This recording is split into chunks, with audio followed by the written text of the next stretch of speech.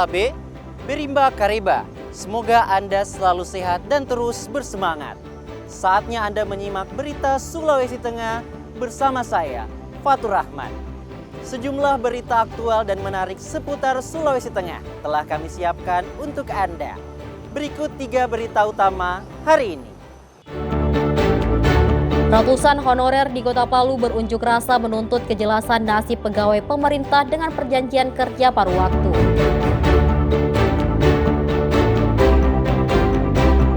Inspektorat menyelidiki dugaan pegawai siluman yang lulus di instansi pemerintah Kota Palu.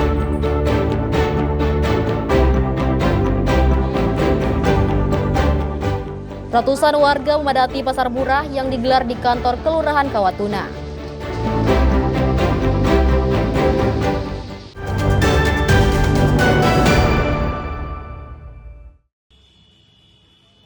Ratusan tenaga honorer yang tergabung dalam Aliansi Honorer Kota Palu menggelar aksi unjuk rasa di halaman kantor Wali Kota Palu Senin pagi.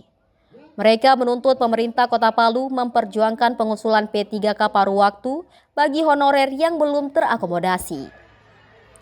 Masa aksi datang dan menyampaikan aspirasi melalui orasi. Setibanya di lokasi, masa aksi langsung diterima Wali Kota Palu dan diarahkan untuk mengikuti rapat dengar pendapat di auditorium kantor Wali Kota. Jumlah honorer yang awalnya tercatat sebanyak 1.250 orang menyusut menjadi 998 setelah validasi data oleh BKD. Mereka meminta agar Kementerian Pan-RB tetap membuka link pengusulan P3K paruh waktu untuk Kota Palu. Kita minta tolong Kemenpan supaya dikali gitu, karena banyak kasihan ini yang belum terakomodir. Nah, itu kalau dari kami sangat mengapresiasi, karena bukan hanya bicara di tempat, tapi ada tindak lanjut, itu yang terpenting, tindak lanjut gitu. Total ada berapa semua yang belum terakomodir? Yang kemarin waktu RDP itu 1.250, tapi begitu ada validasi data dilakukan dari BKD itu tersortir jadi 998. Nah, itulah nama yang nanti akan diperjuangkan ke Jakarta. Pemerintah Kota Palu akan berkomunikasi dengan Kementerian Pan-RB.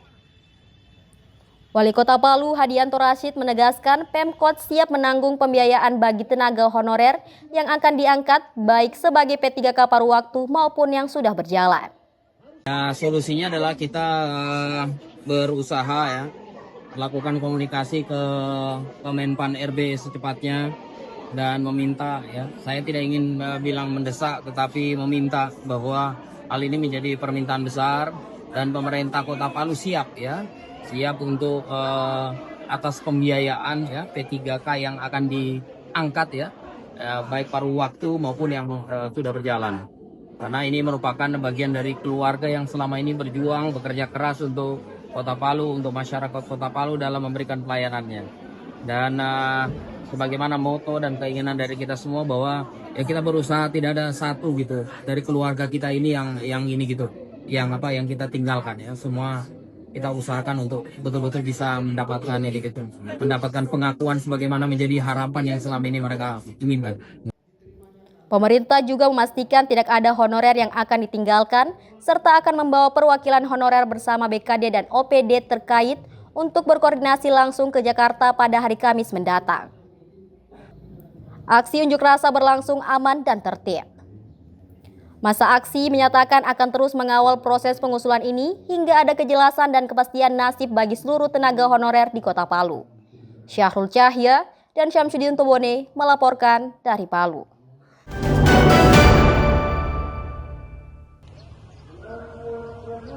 Inspektorat Kota Palu saat ini tengah melakukan pemeriksaan terhadap dugaan P3K siluman di lingkungan pemerintah Kota Palu.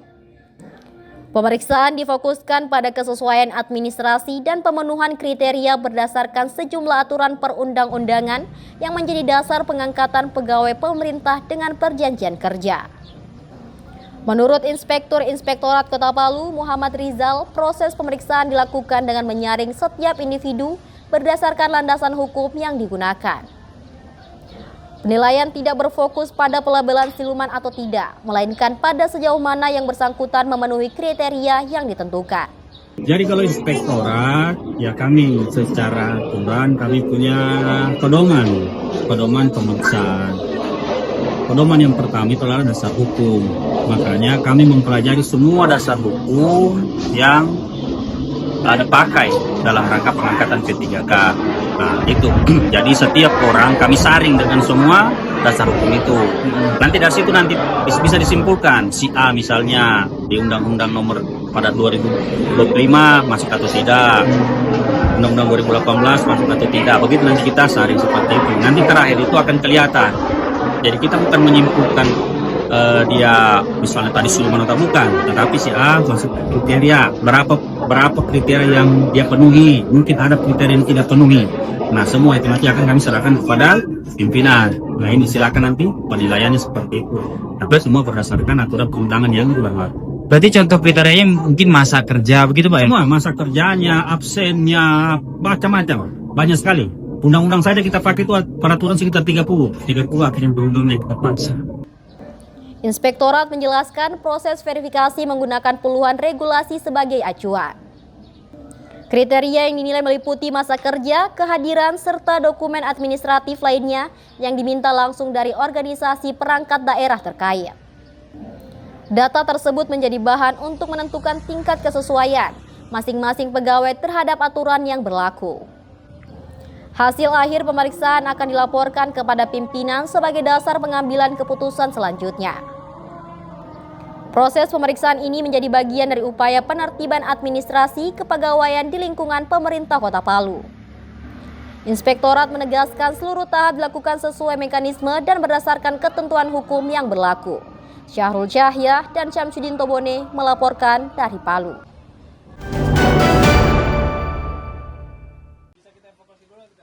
Kabupaten Banggai masuk dalam zona rawan bencana di Sulawesi Tengah.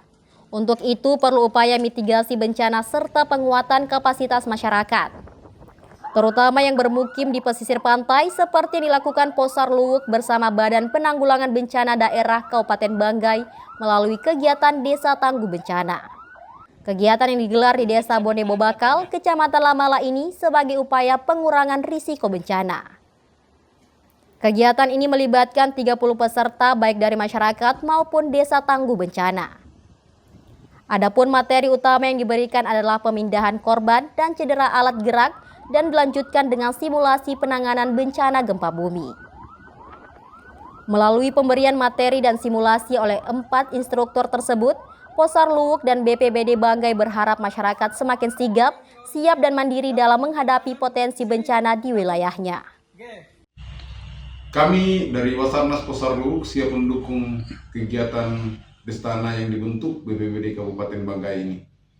Semoga materi yang diberikan dapat membantu masyarakat Bone Bobakal agar lebih siap dan mampu memberikan pertolongan awal saat terjadi bencana di wilayahnya. Terima kasih. Puluhan peserta cukup antusias mengikuti seluruh materi dan simulasi penanganan bencana gempa. Mereka menilai kegiatan tersebut sangat bermanfaat dan mengedukasi terkait upaya mitigasi bencana. Syamsuddin Tobone melaporkan dari Banggai.